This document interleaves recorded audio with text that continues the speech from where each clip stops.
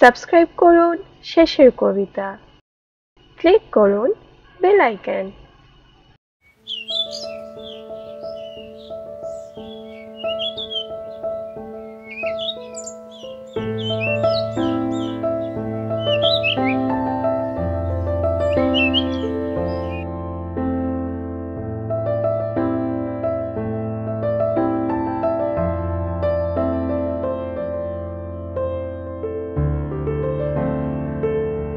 হ্যাঁ গো, কাল তো জামাই ষষ্ঠী।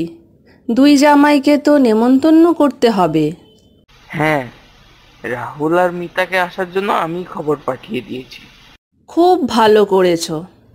তা বাপন আর নিতাকেও খবর পাঠিয়ে দিয়েছো তো? না, ওই ভিখারিটাকে আবার নিমন্ত্রণ করার কি আছে? দেখবে কাল ভালো ভালো খাবার খেতে ঠিক চলে আসবে। তুমি সব সময় বাপনকে অপমান করো। ওর টাকা পয়সা না থাকতেই পারে, কিন্তু ও সৎ আর পরিশ্রমী। ছাড়ো তো, তোমার যত সব বাজে কথা।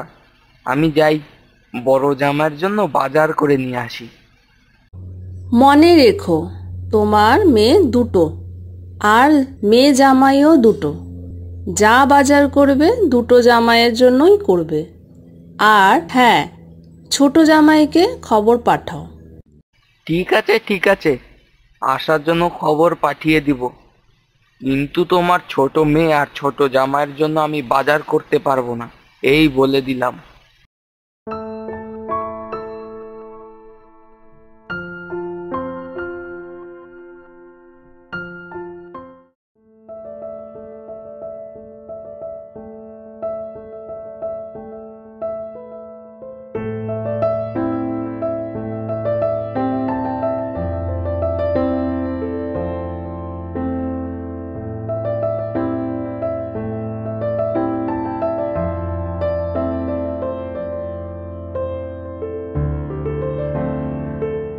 বলছি, কাল তুমি অফিস থেকে ছুটি নিয়েছো তো?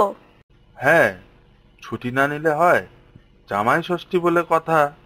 তো তোমার ছোট বোন আর ওর ওই ভিখারি বরটাও আসবে নাকি? সে আবার আসবে না? কাল সব ভালো ভালো রান্না হবে, ওইসব খাবার কি হাতছাড়া করবে? যা বলেছো। তোমার বোন কি দেখে যে ওকে বিয়ে করলো? ছাড়ো ওদের কথা। কাল কিন্তু বড় মাছ, মিষ্টি এই সব নিয়ে যেতে হবে। হ্যাঁ, আমি এখনই বাজার করে নিয়ে আসছি। আর তুমি সবকিছু গুছিয়ে নাও, কাল সকাল সকাল বের হতে হবে।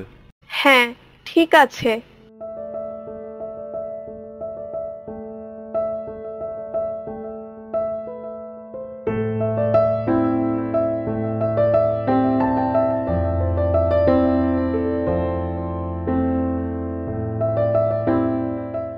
শুনছো, বাবা খবর পাঠিয়েছে কাল ওই বাড়িতে যাওয়ার জন্য। হঠাৎ? মা বাবার শরীর ঠিক আছে তো?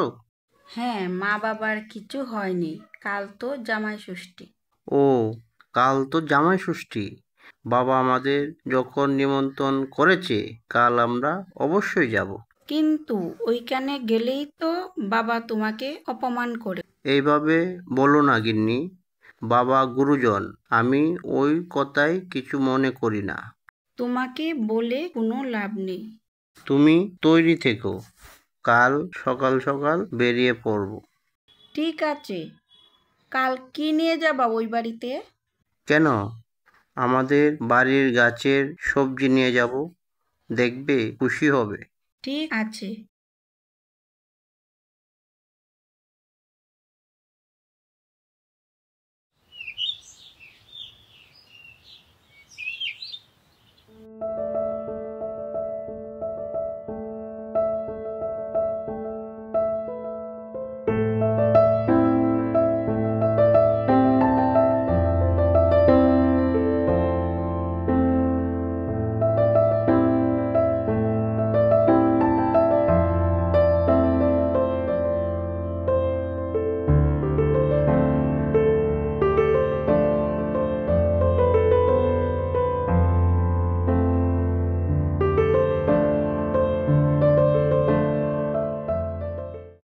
আরে জামাই বাবা জীবন, এত দেরি করলে কেন?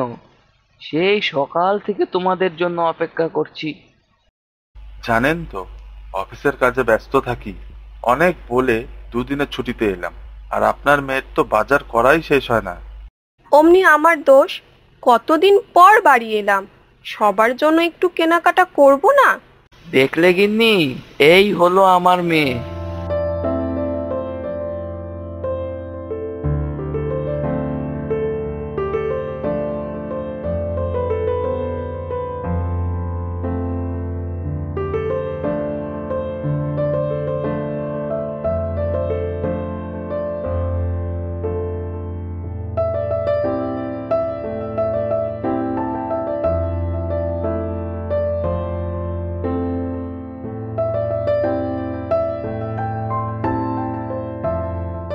নিতা, মা তোরা এসে গেছিস? এত দেরি কেন করলি? তোমার জামাইয়ের বাজার থেকে আসতে আসতে একটু দেরি হয়ে গেছে। কি এমন বাজার করলো যে দেরি হয়েছে? হাতে তো দেখছি সবজি, মাছ কেনার ক্ষমতা তো নেই। না বাবা, এইগুলো আমাদের বাড়ির গাছের। দোকান বন্ধ করে আসতে একটু দেরি হয়ে গেল। দোকান? সেই তো ছোট এক মুদিখানা। তুমি একটু চুপ করো, সবাই বাড়ির ভেতর চলো।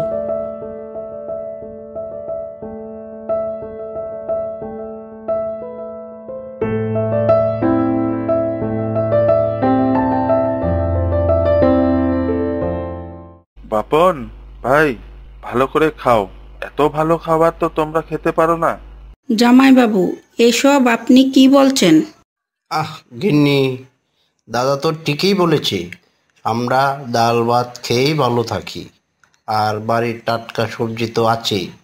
এই সব খাবার আমাদের ঠিক সহ্য হয় না।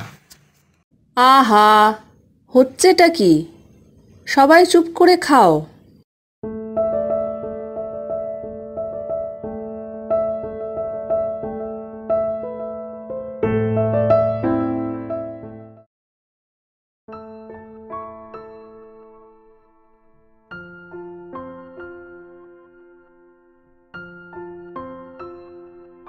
কি হয়েছে জামাই বাবা জীবন, তোমাকে এমন দেখাচ্ছে কেন? অফিস থেকে আমায় ফোন করেছিল, আমার চাকরিটা আর নেই। কি বলছো জামাই? কি বলছো তুমি? এখন কি হবে আমাদের? দাদা, আমি একটা কথা বলি। তুমি আবার এখন কি বলবে? বলছি যে দাদা, আপনি চাইলে আমার সাথে ব্যবসা করতে পারেন। এখন ছোট, কিন্তু দুইজন মিলে করলে ঠিক বড় হবে। ভাই, আমাকে ক্ষমা করে দাও। আমি তোমাকে অনেক অপমান করেছি, কিন্তু আজ আমার বিপদের দিনে তুমি আমার পাশে দাঁড়ালে। হ্যাঁ বাবা জীবন, আমিও তোমাকে চিনতে ভুল করেছি। তুমি গরিব হলেও একজন সত্যিকারের মানুষ। এইভাবে বলবেন না। আজ আপনারা যে আমাকে মেনে নিলেন, এটাই আমার সবচেয়ে বড় পুরস্কার।